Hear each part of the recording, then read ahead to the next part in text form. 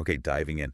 Today we're looking at a really fascinating symbol. It's the flag of South Korea, the Taegukgi. Hmm. We've got some great sources here to help us, unpack its meaning. It's incredibly rich, especially if you're kind of new to Korean culture. Oh, absolutely. It's so much more than just a national emblem, isn't it? Think of it more like a visual story. It represents these really deep philosophical ideas, the spirit of the Korean people. Right. So our goal today is basically to break down each part for you so you can really get the powerful symbolism it holds. Exactly. And when you first see the flag, right, you notice that big white background first. Yeah. Then there's that dynamic red and blue circle right in the middle, Yeah. and those distinct sets of black bars in the corners. Yep.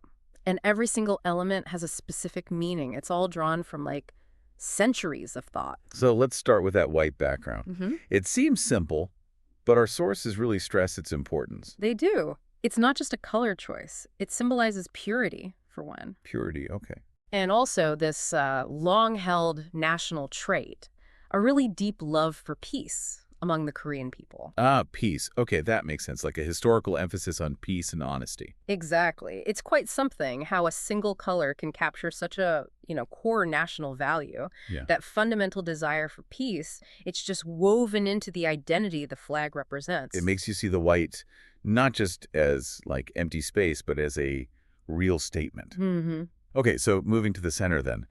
That really captivating, swirling red and blue circle. Right. This is central. If you connect it to the bigger picture, it's actually representing the universe itself. The whole universe, wow. Yeah, the sort of grand truth that everything is created, everything exists, through this constant interaction of, well, opposing forces, Yeah. but they're also complementary. Like yin and yang? Is that the idea? Precisely. That's the Eastern concept. The red and blue aren't just colors, they are these forces. Okay.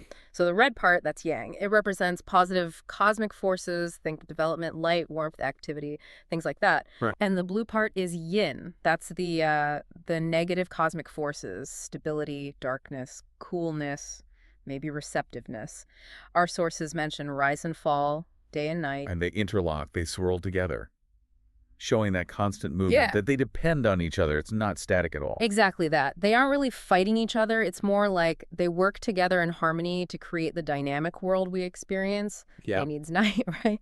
Hot needs Sorry, cold. for continuous creation. They need each other, which raises a good question. How do the specific parts of the universe fit in?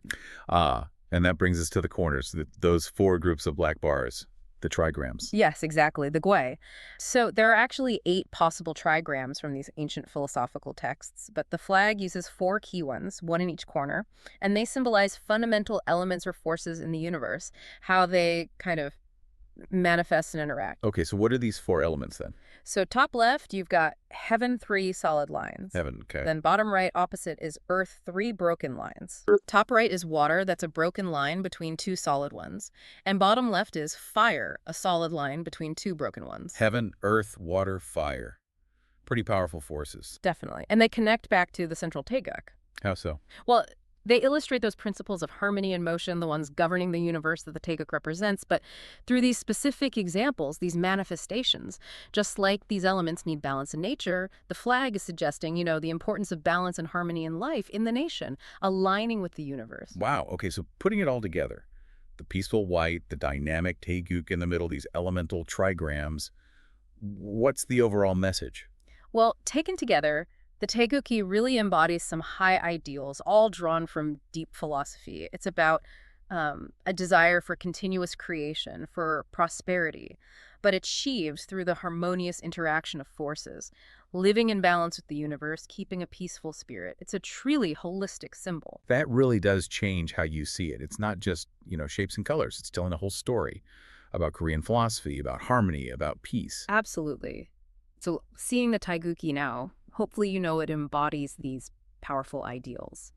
Continuous creation, prosperity, living in harmony with the universe, that peaceful spirit, and the critical importance of balance. It's a potent message packed into a visually striking design. So here's a final thought maybe for you to consider. That whole message of seeking balance and harmony. Maybe think about how that applies not just to the universe, but perhaps to different areas of your own life, or even how we navigate complex issues out there in the world. Yeah. Something to chew on.